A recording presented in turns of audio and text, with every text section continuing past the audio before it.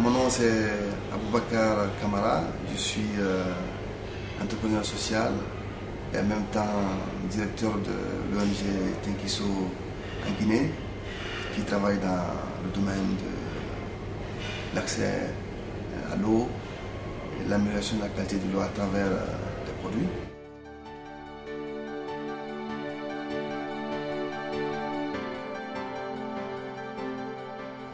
Et nous, quand on a évalué la situation dans notre pays, un pays endémique du choléra, nous nous sommes dit que le chlore pourrait être une solution à apporter à la population qui permettra éventuellement d'améliorer la qualité de l'eau, mais aussi lutter contre d'autres maladies diarrhéiques. Donc c'est ainsi que dans une petite ville, on a lancé le projet, une ville de 150 000 habitants, à Dabola.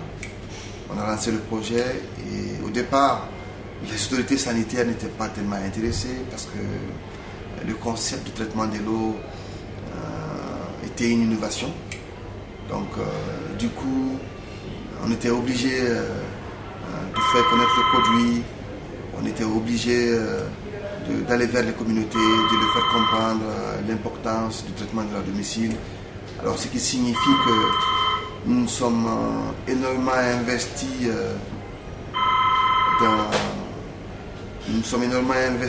dans le marketing social.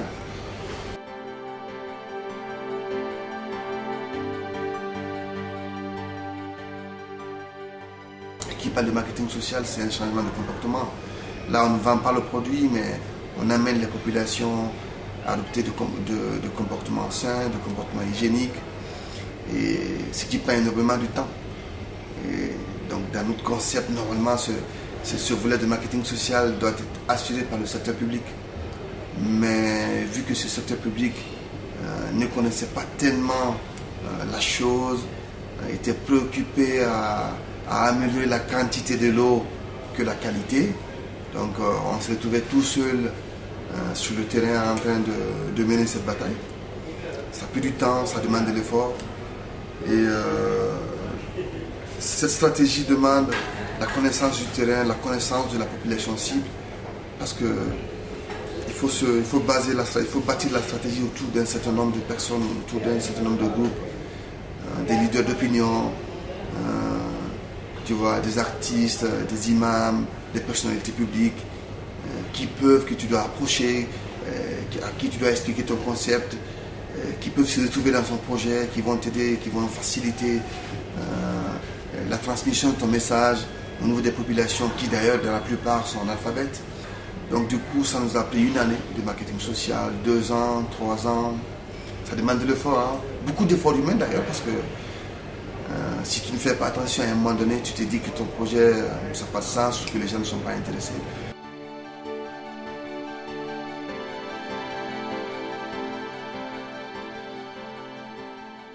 Et ce volet de marketing social demande beaucoup de patience.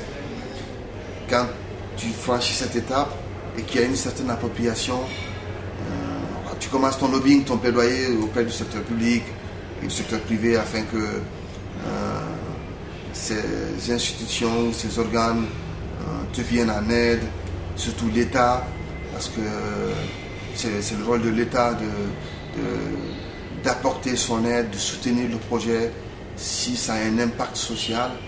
Et malheureusement, la plupart de nos gouvernements aujourd'hui sont confrontés beaucoup plus à améliorer la quantité que la qualité. Donc il faut que tu te présentes comme étant un allié, tu vois, tu te présentes comme étant un partenaire de l'État, quelqu'un qui aide l'État à atteindre ses objectifs dans le cadre du développement durable.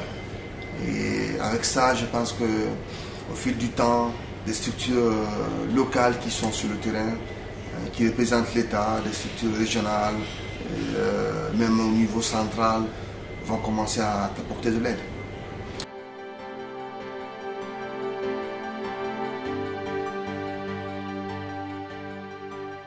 Donc je disais qu'une fois qu'il y a une appropriation du système, il faut changer de cap au fil des mois.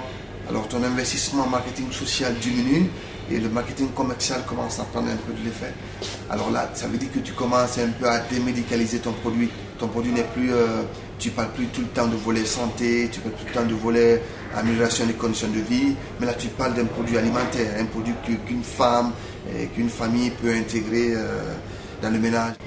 Et le plus important, c'est qu'il faut laisser une certaine marge bénéficiaire au niveau de ces détaillants, au niveau de ces semi-détaillants, au niveau de ces commerçants, parce qu'ils ont un réseau consistant et ils sont capables de changer la donne, ils sont capables aussi de détruire ton marché. Donc du coup, autant tu es allié avec les structures étatiques, avec le ministère de la Santé, mais tu deviens aussi un allié incontournable du ministère du Commerce, parce que tu vas commencer petit à petit à payer les taxes.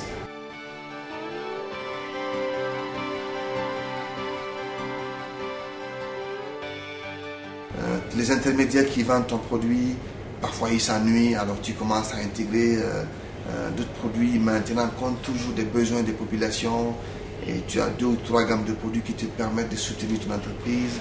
Mais tout ça, c'est avec la persévérance et aussi il faut croire que ton projet, c'est un projet qui va vivre longtemps. Et il faut partager, il faut travailler avec ton équipe, même si tu es le concepteur de l'idée ou tu es la personne, tu es le moteur central, mais un véhicule roule toujours avec 4 roues.